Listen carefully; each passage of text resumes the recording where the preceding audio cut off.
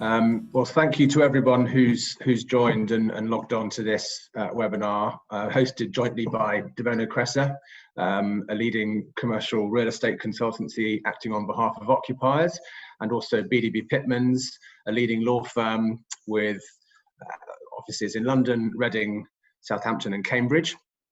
And over the next sort of 45 minutes or an hour or so, we'll be looking to discuss some sort of theme topics with regard to how should businesses effectively adapt, adopt and improve their office workspace post-COVID. Just by way of a bit of introduction, I myself am a director, Ben Ashby speaking, a director here in the DeVono Cresa, the office agency and consultancy team. I'm joined by Chris Lewis, who heads up that team within DeVono Cresa. And then from the BDB Pitmans side, I'm joined by Jonathan Fuster, head of their real estate department, Emma Roche, one of their legal directors, and then also Brian Gegg, a partner in the employment team and head of their business advisory department. So as part of this webinar, we're going to be sort of encouraging your participation by way of opening up some questions to our panelists. If you want to pose those questions to us, just simply use the message chat function, write your question and then submit it, and then we can dish them out. I will dish them out to the panelists accordingly. We're kind of running on sort of two themes here, one of which being the sort of physical real estate side of the workplace, the actual bricks and mortar and the office space itself and the market, but then also from a legal perspective, where occupiers are positioned on a sort of liability perspective as well. So we'll be running that sort of dual themed approach throughout. But as I say, please pose questions to us as and when you see fit. We've got some questions already come back to us from the audience and participants who've accepted yesterday. So I'll kick off with a question for Chris, if you don't mind, Chris. First question being, how has the last 6 months, in your view, been sort of changed the way that landlords and tenants interact in their relationships with each other? I think at a very basic level, it's been a stressful period for both landlords and for occupiers for differing reasons, but fundamentally the common one is cash. And I think for most of our clients, the absolute mission has been over the last 6 months to preserve cash within the business. And to try and manage outflows of cash wherever possible. That's often resulted in a slight conflict between their expectations or wants versus the kind of needs of landlords. And I think one of the things that we've tried really hard to do over the course of the last period is to explain to our clients why specific landlords might have specific reactions to requests for support.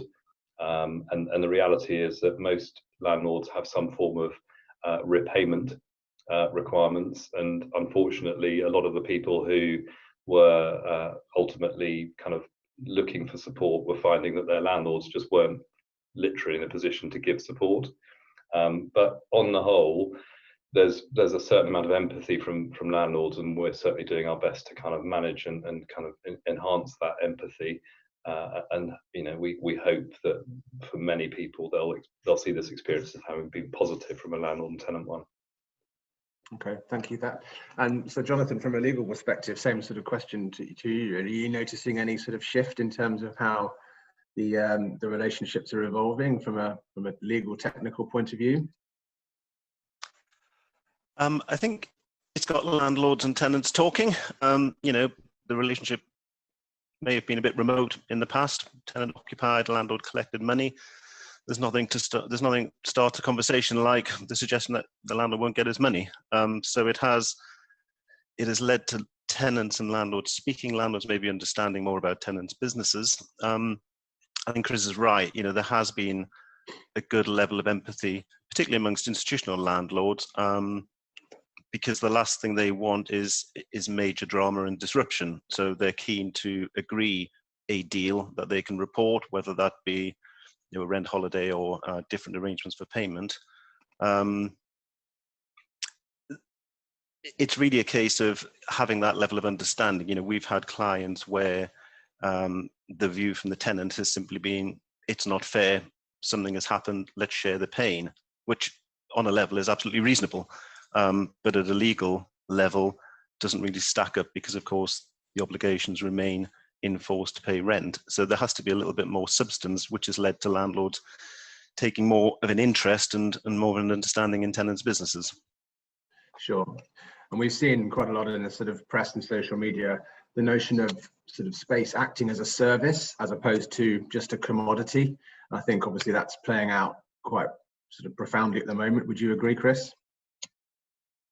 Yeah, very much so. And I think one of the things that probably has an unintended consequence, I guess, is the hastening of that whole kind of flexization, if that's a term. I've never heard it before, but kind of sounds like it could be, of the conventional market.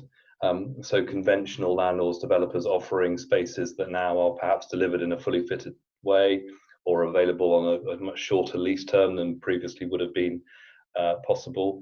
And I think that's just reflective of the fact that landlords are recognizing that tenants of a certain size, and that's generally SME and downwards, are just not in a position to make big real estate calls at the moment. So if you don't offer that flexibility, you simply won't lease your space. Sure. I suppose that leads quite nicely to the sort of area of questioning with regard to the sort of more flexible side of the market.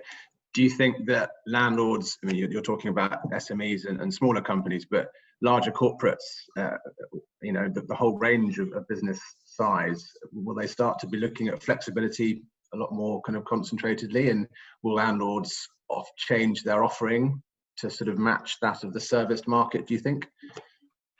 I think on the bigger end, so the corporate end of the market, there was already pre-COVID an emerging kind of core and flex model that people were talking about, and I think that probably is something that will remain.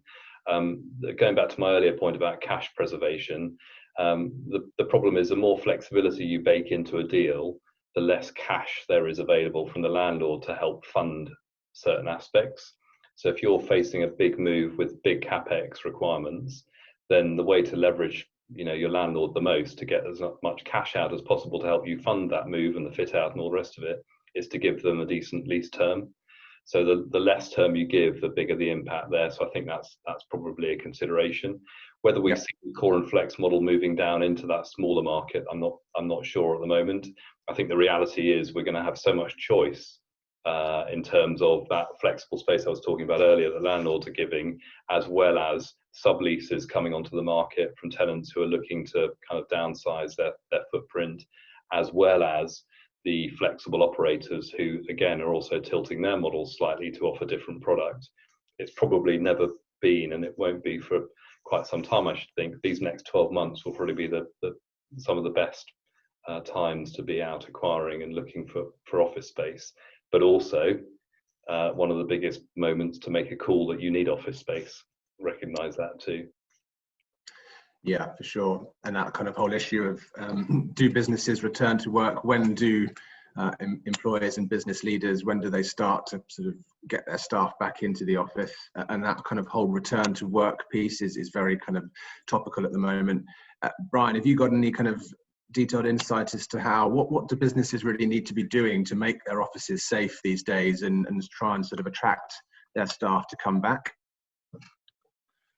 Well, I think it was interesting. I didn't quite hear what Chris said as his new word. Was it flexization? Yeah, very good. Yeah. If it isn't a word, it should be. That's what employers have to do now.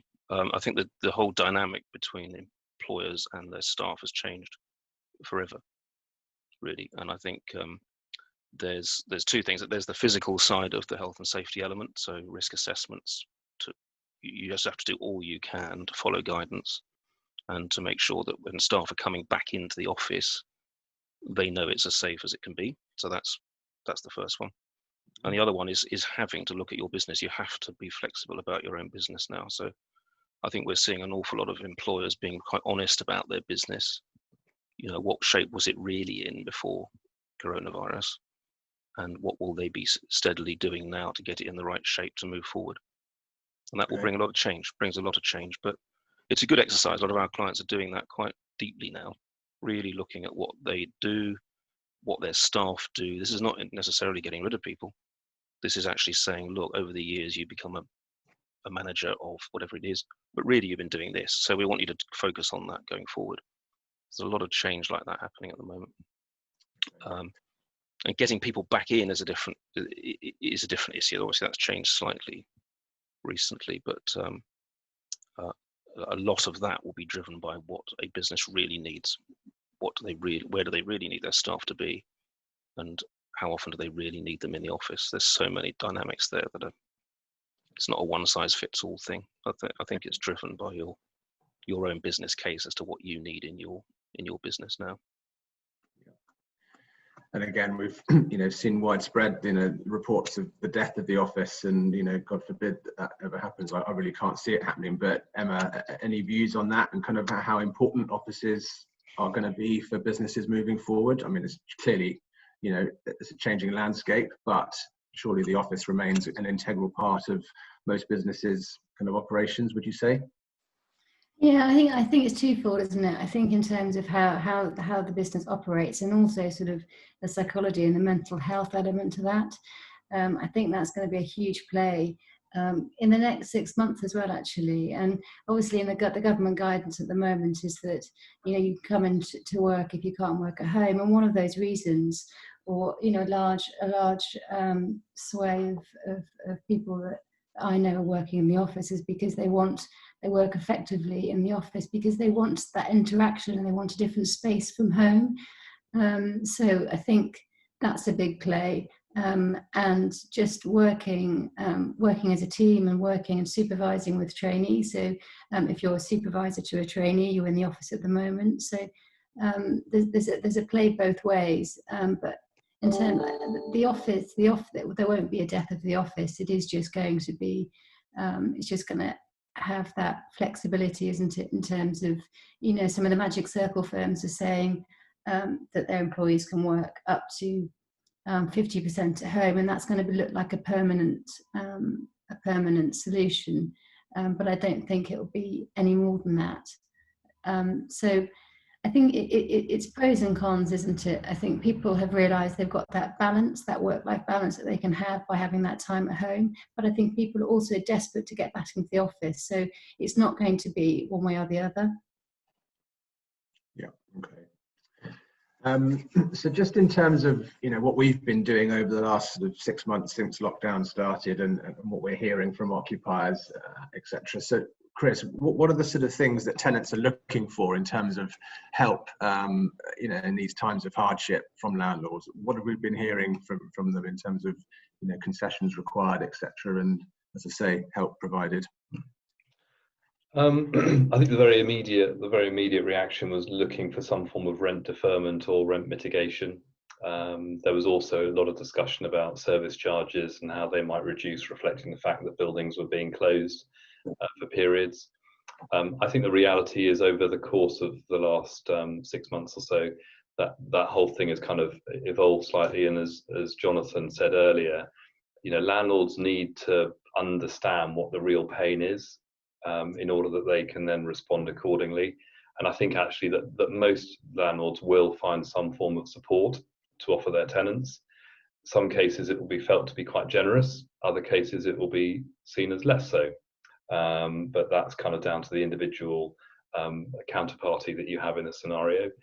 Whether it's a rent deferment, are only concerned about rent deferments on behalf of clients, and that's a little bit like the Coronavirus Act at the moment, is that you're essentially deferring, you're not cancelling. So that payment has to be made at some point. And arguably, a business that is struggling to make payments today or not wanting to is going to probably be struggling even more to make those payments in 3-6 months' time. So, I think a deferment repayment plan that sits alongside the deferment itself is really important, so you don't get hit with a one-off cost. Whether there are rent holidays available, from experience, those tend to be most likely where you're in a situation where you're able to offer the landlord something. So in other words, you can give them an additional element of term, or maybe cancel a break clause. You give them value, basically, and in return for that value, they'll share some of that, and often share it quite generously. But ultimately, it's about having a pragmatic conversation with your landlord, but making sure that you have a really clear, robust and believable, because it's true, rather than something that you fear might happen, something that actually is happening and is demonstrable, a reason for asking for that support. Yeah, okay, thank you. So from a sort of contractual obligation point of view, in terms of landlords collecting rents and tenants saying they haven't got the money to pay rent and service charge, where are we kind of sat at the moment with that? Emma, do you want to start by talking to us a bit about the sort of contractual obligations and obviously the moratorium that is due to expire at the end of the year with regard to, you know, remedies and statutory remedies and getting rents collected again? Where do tenants stand on that basis at the moment? Yeah, so as Chris mentioned, the Coronavirus Act that came into play in March this year, which is basically just giving the government emergency powers to sort of deal with the coronavirus as they saw fit. And so that introduced various restrictions on the statutory remedies for landlords. In summary, those are forfeiture, the commercial recovery of rent arrears and insolvency. So they're the sort of three big things, mainly sort of forfeiture and insolvency, that landlords couldn't do. So forfeiture, yeah, so that was extended from the 30th of September to the end of the year. So landlords can't forfeit for non-payment of rent. They can forfeit for non-payment of rent if it's not related to COVID reasons. And then insolvency, again, there's a moratorium on a winding up petition. So in terms of where a tenant stands, in theory, a landlord could go to court and get a debt claim for non-payment of rent, but at the moment, until the 1st of January, it doesn't really have any teeth because the landlord's got no winding up petition or can forfeit the lease. So the tenant, from that perspective, has got protection. I think in terms of what the landlord and tenant should do is, as Chris said, you've got the code which came into play in June, which was another sort of COVID practice guide, really, that the court will take quite seriously. And the ethos of that code was basically you've got to act in good faith with each other and you've got to act reasonably. So if the landlord is not, once the tenant has sort of provided evidence as to why it can't pay the rent, if the landlord isn't even considering a rent concession or a monthly payment of the rent rather than quarterly, I think when it does get to court, the landlord will take that into account, and it'll take a dim view of the landlord.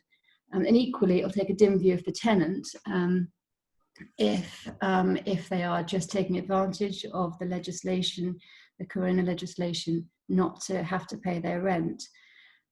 So I think if you're a landlord or a tenant, I think you just have to talk sensibly, act reasonably, because when it comes to it, they will be taken into consideration.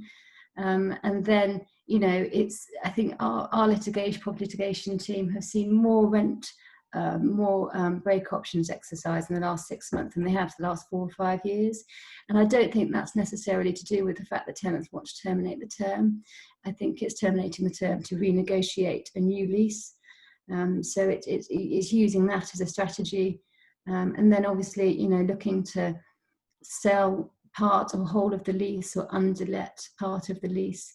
But that's dependent on a tenant wanting it, I guess. It's a tenant's market, so I guess a tenant can get quite a good deal at the moment. But it's all having a really open dialogue and changing the relationship between the landlord and tenants, I think, which is a good thing. It'll be interesting to see what happens post New Year's Eve. You know, it'll be quite a hangover, I think, for some tenants and property litigators. But it'd be interesting again to see whether that's going to be a huge spike. Because a landlord isn't necessarily going to want to get rid of its tenant because, you know, it'll be liable for business rates within 3 months. So it depends if they can get a new tenant in. So I don't think it's going to fall off the edge of a cliff next year. But it's about setting up your ducks up now, I think, and just having that sort of sensible conversation. Okay, thank you. And yeah, just turning to that sort of demand side of the market, clearly, you know, I think the next 3 to 6 months continue to be a very uncertain period of time for everybody. But then hopefully once a vaccine is provided in the early part of next year, then we might see an uptick again. Chris, just with regard to your sort of views on the sort of the market itself, Central London we're talking about here, do you see demand, you know, increasing next year? Like I say, in terms of giving that hope to the market? To be honest with you, I'm probably perhaps blindly optimistic about the future. I think that at the moment we are in a moment in time, and to kind of continue Emma's analogy or comment, you know, the last point to decide you're going to give up drink is in the middle of a hangover, and we're kind of in that position at the moment with offices and the whole impact of the virus. I think that the reality is, you know, what we've seen is technology has been able to keep businesses going and keep them going very well because it's had to. I think if all else was equal and people had the choice, genuine choice about being able to get safely into the office and work in the office with colleagues, would people rather be there? I think on the whole, most people would rather be there to some extent. I don't think any of us really think it's ever going to move back to 100% in the office, but the reality is it never was. There were probably only a handful of businesses that weren't already offering or operating on some form of agile basis. So it's not kind of new news. The real headlines are for those businesses who previously didn't accept it as a way of working, who've had to and seen it does work, and that's probably where you've had the eureka moment and the biggest impact. So I think that, you know, as you say, once things become a bit calmer, and there is a way through this, people will start to return to the office. But it's going to take a long time. It's going to take a long time for any kind of normality and stability to return to the market, which is good for our clients, good for occupiers generally, and also good for landlords. So, you know, 2021 probably through to beginning part of 22 will be pretty good times for tenants. I think off the back of what was already a pretty low supply of space. So the real bulk of supply that will be coming through will be tenant-driven supply as opposed to landlord-driven supply. And of course, tenant-driven supply is always about mitigation rather than about setting valuation-linked rents. So yeah, it should be good times. Do you think that increase in tenant supply to the market, I think, you know, we're now at a 15-year high as to the amount of space that's available on behalf of tenants disposing of space? Surely that's going to have a knock-on effect to landlord headline quoting rents and sort of figures on, you know, from a landlord dealing perspective. I think we're yet to sort of see a massive shift, but the tides are turning. Is that fair to say? Yeah, I think between now and Easter of next year, you're probably going to see some quite dramatic moves from the kind of conventional landlord delivered stock. Up to date, probably landlords have felt that where they'll give concession, it will be on enhanced incentive packages. Mm-hmm. So try and retain rents close to where they were, but do deals, as it were, on the incentive package. That won't wash for long, because people will be asking questions of their advisors why they're paying big rents in a market like this. So unless landlords find a clever way of presenting net effective rents as their kind of way of quoting, I think we're going to have to see some form of reduction in the headline position, which is still pretty high, you know, considering the situation we're in and have been in for the last half year. Great. Okay, thank you. Just returning to the sort of notion of when people do eventually come back to work and use the office again, clearly that office environment and that workplace is going to look and feel very different to what it was before. I think a lot of businesses are going to be collaborating a lot more within their office space as opposed to working from a desk 5 days a week. One of the questions we've had come in just now is that, you know, with regard to social distancing and you know, the ways that offices need to be made safe, surely that the increase in need for collaboration space is going to be at a more costly rate per square foot than having people stacked up, you know, on desks, rows and rows of desks. So what are the thoughts with regard to collaboration space rather than that traditional approach? Jonathan, do you have any views on that kind of side of things? Only from personal experience, I suppose. In our own office, you know, it's difficult because people do want to collaborate. You are sparsely dispersed around the office, but there is that need, and at the moment it's difficult, isn't it? Because for us, we book a meeting room, it needs to be booked. Once it's used, it's pretty much out of commission until it can be cleaned again. So there's a real demand on space and how you use it. And that's just within, I guess, your own demise if you're a tenant. You know, you think about some of these landlords that offer the more communal space when offices were seen as not just offices, but, you know, a social gathering space. If you look at the sort of flexible offerings and that sort of stuff, what do you do with that, and how do you value that when the usage on a per head basis is so reduced? And I think, to be honest, we're still feeling our way with that, because we're still trying to get a decent amount of people into the office to actually have an issue over space. We've had the sort of Grand Old Duke of York march them all in, then march them all out again routine over the last couple of weeks. So it's confusing for all occupiers. And I suspect, as Emma touched on, and Chris as well, the mold will be broken in terms of full-time in the office. And that's not a bad thing to an extent. You know, there's certainly in our industry, I think there've been a lot of very set views that workers didn't exist unless you could see them. And suddenly we all see that everybody works quite well, but you have to be smart about it. And we have to bring certain teams in different times and just use the space well. But it's still fairly nascent at the moment, as I say, because we just haven't really had an opportunity to test the capacity of that space. Sure. And Chris, clients that we're talking to, occupiers that have, you know, got projects in the next 6 to 12 months or beyond, they're starting to think differently about the ways they use the office. What are you hearing from occupiers on that? Well, I think it's a real confusion about what the right approach is. I think one thing that everyone accepts is probably the layout that they had in their minds a year ago is quite different to the layout they'll end up with in a year's time. And you know, the one thing that's come out of this whole experience is probably a demonstration that actually people quite enjoy the freedom to work in different places. And those different places don't need to be at home or in the office. It can be in the office, but in different settings. And so there's been a lot of talk about, you know, there being a 50% cut in the amount of space that people have because of the whole agility thing, which frankly, I don't buy that argument anyway, but whether you do or not is kind of irrelevant. I think what we have to understand is if you have a smaller headcount in the office, on the current fit out basis, well, yes, of course, you're going to end up losing loads of, or not using loads of space. The reality is if you end up with a series of different types of spaces that are being used in different ways, they will be more space hungry. And as a result of being more space hungry, you're going to end up having to provide more space for fewer people.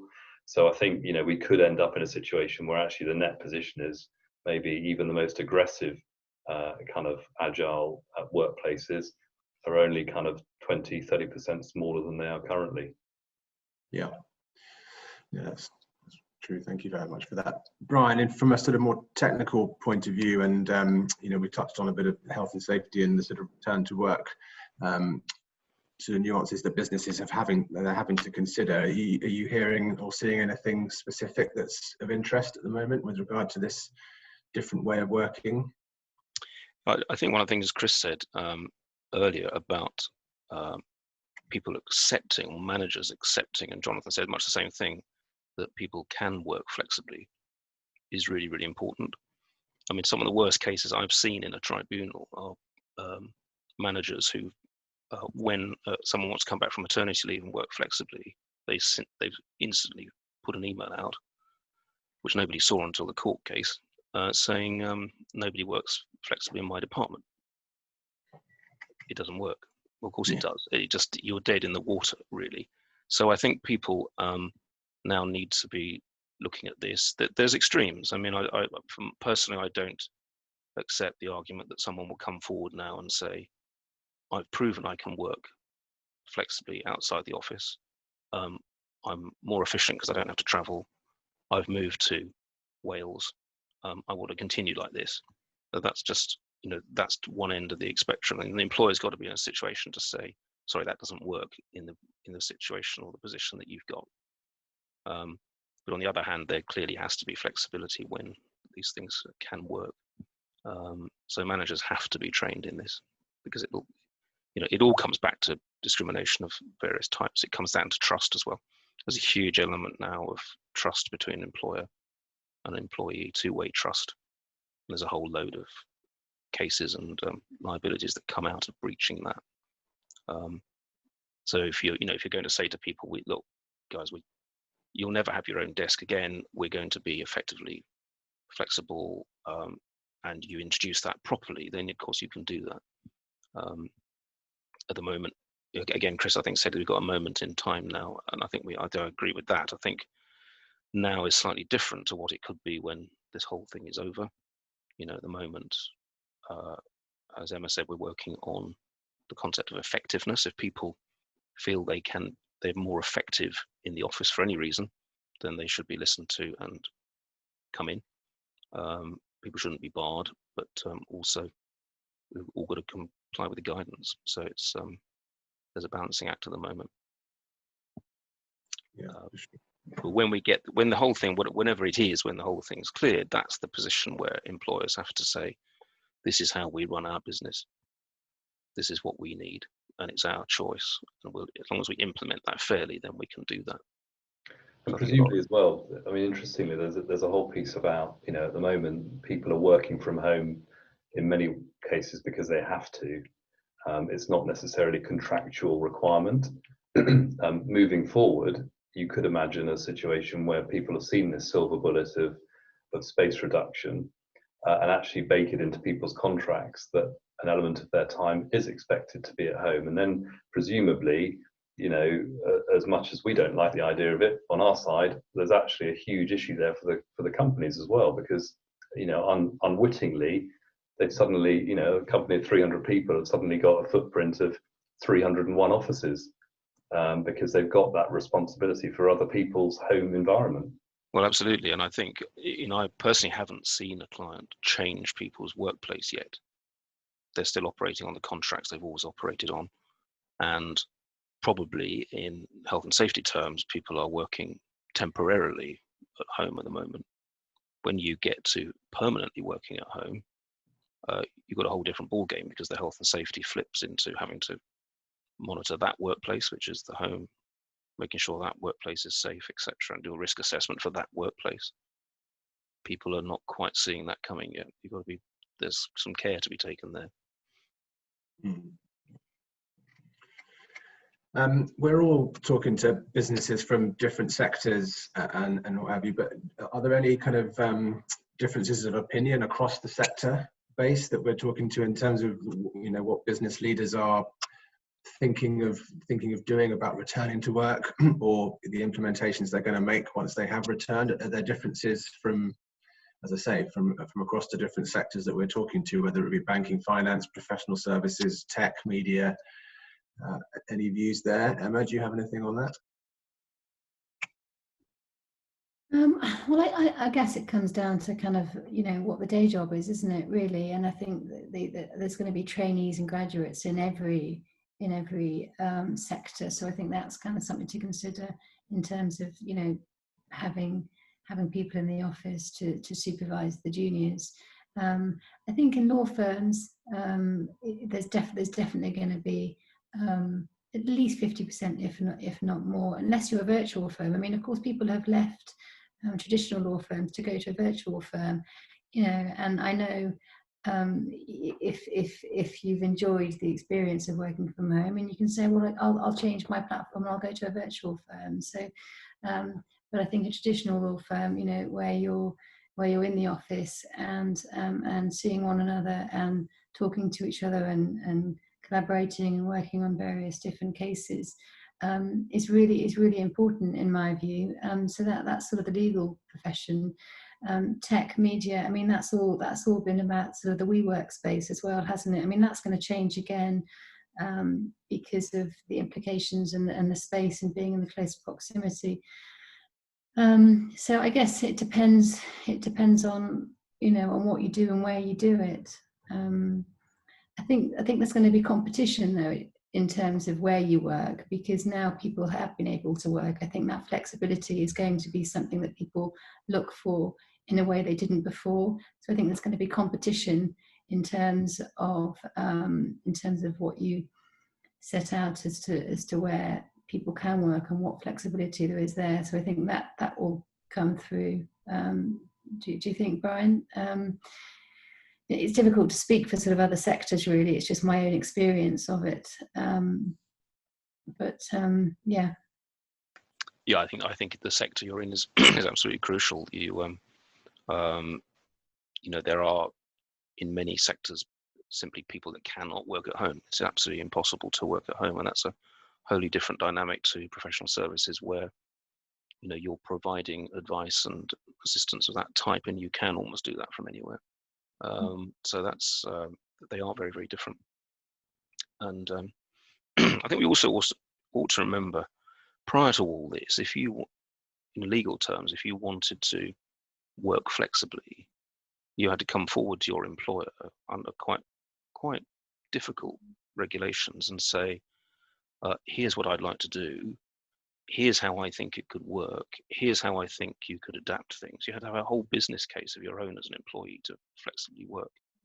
So, you know, Emma was talking about law firms saying come in the office 50% of the time. That would have been an enormous flexible working application before this all happened. And now employers are expected just to say, oh, well, it's fine. Obviously, everyone can work flexibly. It's not right. That's not true. You know, I do think businesses have to, as I said at the beginning, look very carefully at their own business needs in their own market, which is a changing market. And they decide what they can do. And that is a right that employers have, as long as they implement the whole thing fairly and talk to people. You know, as Jonathan said earlier, I think landlords talking to tenants, etc. I think we're finding a lot more employers talking to staff properly, and that is the best way to get things done. And I'm always been a great believer that you, certainly in giving employment law advice, you know, you look at the sector that you're operating in, because employees in different sectors do different things. They value things differently depending on their type of work. So, you know, it's all to do. Nobody's immune to it, and everyone has to change. But there is a large element of dealing with your own business. Thanks, I think the one thing I'll add, Ben, is that there's the common thread in all of this ought to be culture. And for ages now, people have spoken about, regardless of the sector, about the culture of their business and what they're trying to represent. And I think that, again, a bit like that whole issue of how do you deal with having 300 remote workers, managing those people, actually at a culture level, how do you retain the culture that you've spent so long building if you're actually never together as a group? And that's hard enough when we've all been working together for the last 5 years. When you've got new people joining your business, and actually it takes them 6 months before they physically meet anybody, it's really hard for them to genuinely feel that they're a part of the team, however good your platform is for doing that. And similarly, that flows through, as Emma was saying earlier, to the younger guys who do benefit from observing what their seniors are doing and the work that's going on, and just the chat around the office. So I think there's an awful lot that's actually not sector specific. There's much softer, but frankly really, really important, and what sets one business apart from another.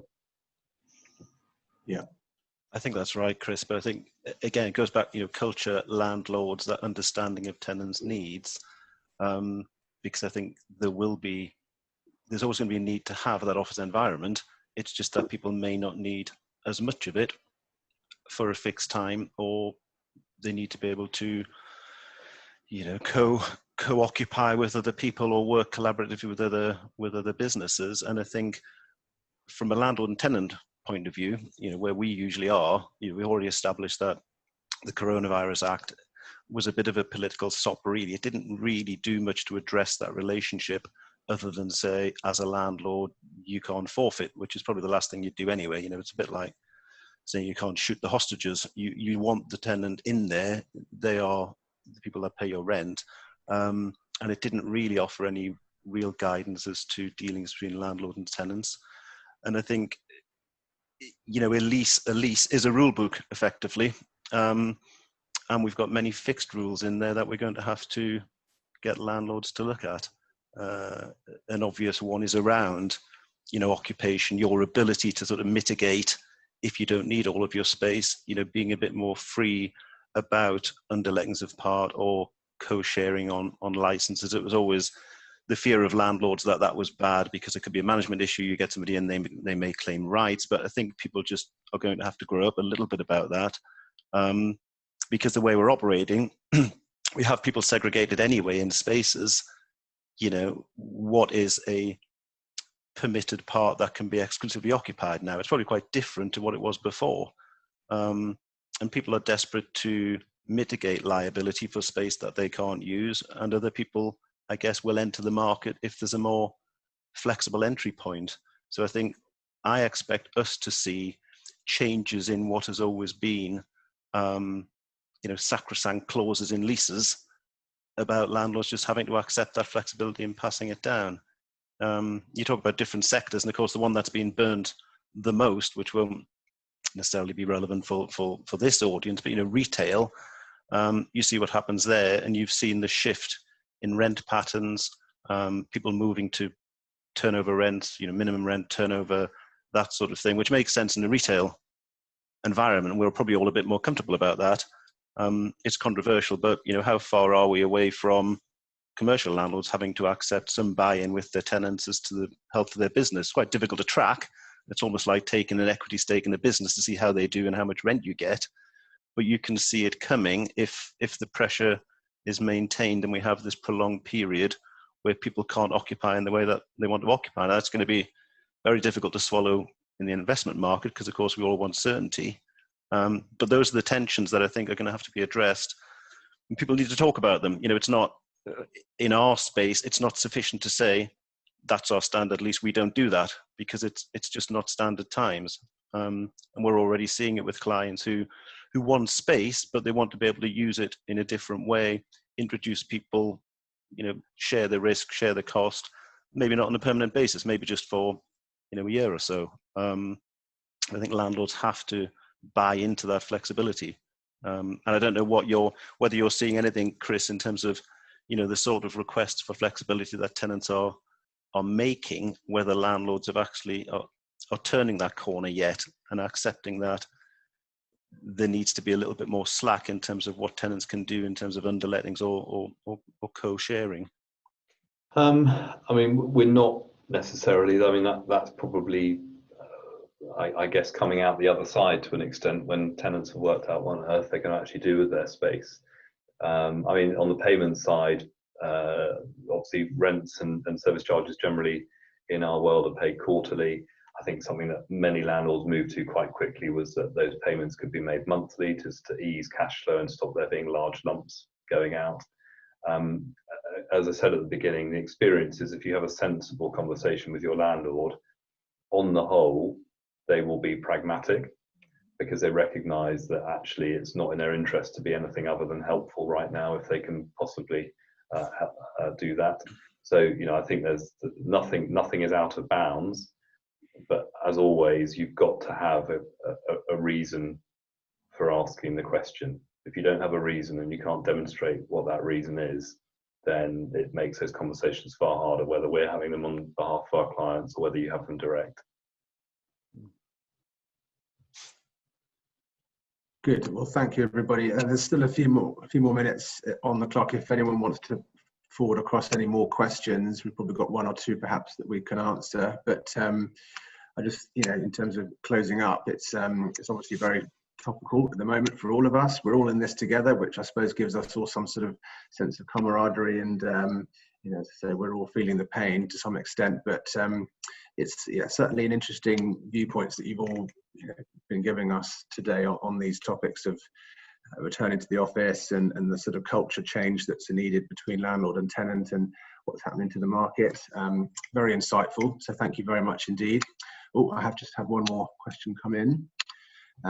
Any tips on improving the workplace with regard to sort of communal areas and new rules for sort of landlord common areas such as reception lounges and a lot of buildings these days have obviously got amenities such as showers and what have you.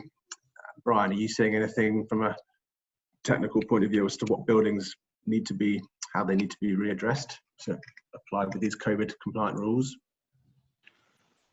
From an employment aspect, no, not really. I mean, if you're going to do that, you'd have to apply the same health and safety rules that you're applying in your own areas. Indeed, yeah. You know, it's a straight duty to think about it and be shown that you have thought about it. It's interesting. Quite a few landlords I've been speaking with recently who are leasing buildings have been really reticent to make any kind of statement about their buildings and COVID, because they see it as being, you know, a little bit kind of lowbrow to be kind of trading on the benefits of their building from a COVID perspective. And you know, I think actually, if you're a business trying to bring people back into the office, you've got kind of 4 principal hurdles. One is transport, obviously, because that's really, really difficult to do anything about. The next is the building where people are walking into, and again, that's out of your control, so it's difficult to do anything about it, and it's lifts and all the rest of it. The next is your office space itself, which, to your questioner's point, Ben, I think you do have the ability to make changes and alter layouts in order to introduce space, but also different work settings. And then the fourth is just general kind of thoughts that either you have as a business or your people have as individuals about coming back into the office. And if any one of those has a kind of kink in it, it really makes the whole thing very, very problematic and really hard to kind of implement any kind of robust return to office process. So, you know, I think buildings need to be addressing this and shouting about the fact that they have addressed it, not just because they've got a sanitizing station and some arrows on the floor. I mean, that's not helpful. And in actual fact, I fell over outside our office yesterday because the arrow was wet from the rain. So it was actually a health and safety matter that I might speak to you about separately, Brian, after this call. But the point is, you know, you should shout about the fact that you've taken steps that are real steps, long-term steps. And I think within the office environment, you do exactly the same thing, and you create a space that feels safe, feels inviting, has done all the things that you need to do as an employer, and you can hold a piece of paper to show that you've done your HSE compliant plan for the office space. Chris, do you think there's going to be a much more a trend towards the kind of bigger spaces in the West End rather than sort of Canary Wharf with the high rise and the lifts and, you know, the places where everyone's going to be sort of crowded into you know, smaller spaces? You know, I mean, that the trend generally is to have those sort of amenities and communal areas, but you're going to perhaps need more space now. Yeah, I mean, I think the whole issue of tower buildings, high-rise buildings, is an interesting one. I've already been told off for things that I've said in the past at the beginning of the pandemic to the FT about my view on high-rises, so I'm not going to repeat it now in case someone's on the call who complained last time. But my view is it's difficult. It's a difficult sell at the moment to tell somebody that working on the 18th floor of a building is a great thing to do. Quite challenging, that.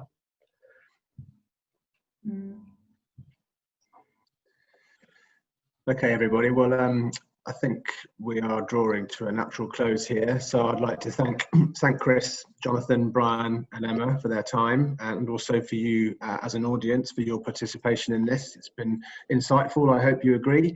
If you have any questions going forward after this, please don't hesitate to contact us. And yeah, we're here to help in any way you see fit from your real estate needs. So thank you very much indeed. Thanks, Ben. Thank you all. Everybody, thank you. Thanks, everyone.